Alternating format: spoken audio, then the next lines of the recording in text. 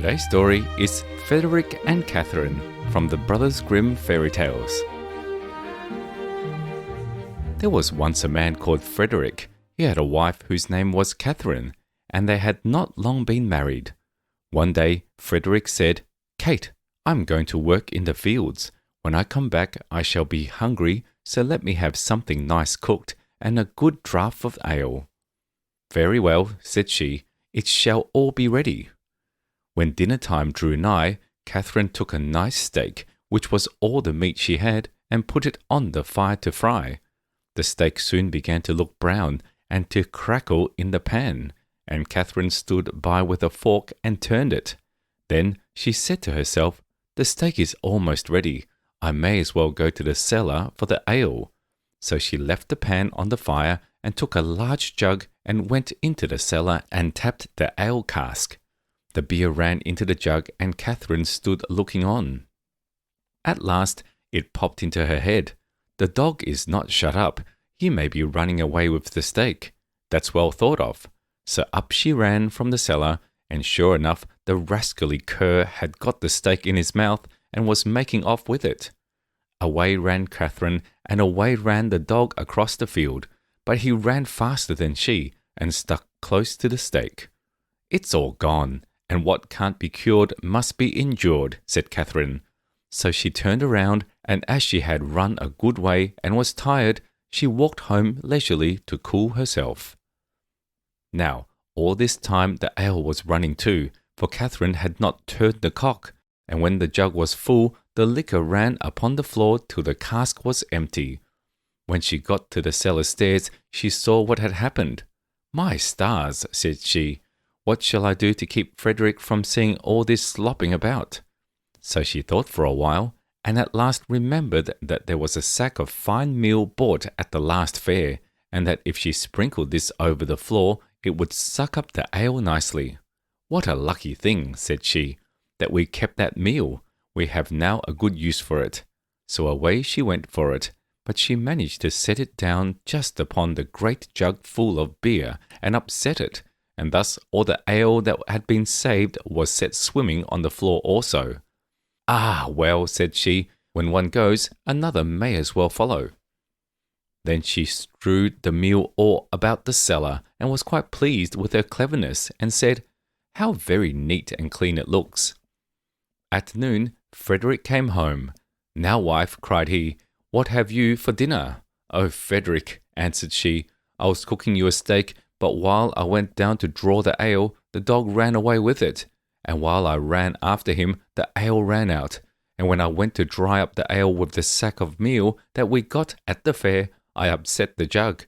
But the cellar is now quite dry, and looks so clean." "Kate, Kate," said he, "how could you do all this? Why did you leave the steak to fry and the ale to run, and then spoil all the meal?" "Why, Frederick," said she, "I did not know I was doing wrong. You should have told me before." The husband thought to himself, "If my wife manages matters thus, I must look sharp myself." Now he had a good deal of gold in the house, so he said to Catherine, "What pretty yellow buttons these are! I shall put them into a box and bury them in the garden, but take care that you never go near or meddle with them." "No, Frederick," said she, "that I never will." As soon as he was gone, there came by some peddlers with earthenware, plates and dishes, and they asked her whether she would buy. "Oh dear me, I should like to buy very much, but I have no money. If you had any use for yellow buttons, I might deal with you." "Yellow buttons," said they, "let us have a look at them. Go into the garden and dig where I tell you, and you will find the yellow buttons. I dare not go myself." So the rogues went, and when they found what these yellow buttons were, they took them all away and left her plenty of plates and dishes. Then she set them all about the house for a show, and when Frederick came back, he cried out, "Kate, what have you been doing?" "See," said she, "I have bought all these with your yellow buttons, but I did not touch them myself. The peddlers went themselves and dug them up." "Wife, wife," said Frederick, "what a pretty piece of work you have made. Those yellow buttons were all my money. How came you to do such a thing?" "Why," answered she, "I did not know there was any harm in it. You should have told me." Catherine stood musing for a while and at last said to her husband, "Hark ye, Frederick, we will soon get the gold back. Let us run after the thieves."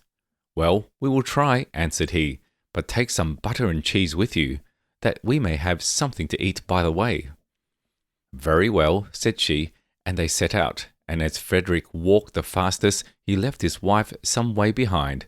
"It does not matter," thought she, "when we turn back, I shall be so much nearer home than he." Presently she came to the top of a hill, down the side of which there was a road so narrow that the cartwheels always shaved the trees on each side as they passed. "Ah, see now," said she, "how they have bruised and wounded those poor trees. They will never get well." So she took pity on them and made use of the butter to grease them all, so that the wheels might not hurt them so much. While she was doing this kind office, one of her cheeses fell out of her basket and rolled down the hill. Catherine looked, but could not see where it had gone. So she said, "Well, I suppose the other will go the same way and find you. He has younger legs than I have." Then she rolled the other cheese after it, and away it went, nobody knows where, down the hill. But she said she supposed that they knew the road and would follow her, and she could not stay there all day waiting for them. At last she overtook Frederick, who desired her to give him something to eat. Then she gave him the dry bread. "Where are the butter and cheese?" said he. "Oh," answered she, "I used the butter to grease those poor trees that the wheels shaved so, and one of the cheeses ran away, so I sent the other after it to find it, and I suppose they are both on the road together somewhere." "What a goose you are to do such silly things," said the husband. "How can you say so?" said she. "I am sure you never told me not." They ate the dry bread together, and Frederick said, "Kate, I hope you locked the door safe when you came away." "No," answered she, "you did not tell me." "Then go home and do it now before we go any farther," said Frederick, "and bring with you something to eat." Catherine did as he told her, and thought to herself, "By the way, Frederick wants something to eat, but I don't think he is very fond of butter and cheese. I'll bring him a bag of fine nuts and the vinegar, for I have often seen him take some." When she reached home, she bolted the back door, but the front door she took off the hinges, and said, "Frederick told me to lock the door, but surely it can nowhere be so safe if I take it with me." So she took her time by the way, and when she overtook her husband, she cried out, "There, Frederick, there is the door itself, and you may watch it as carefully as you please." "Alas, alas," said he, "what a clever wife I have. I sent you to make the house fast, and you take the door away, so that everybody may go in and out as they please. However, as you have brought the door, you shall carry it about with you for your pains." "Very well," answered she, "I'll carry the door, but I'll not carry the nuts and vinegar bottle too. That would be too much of a load.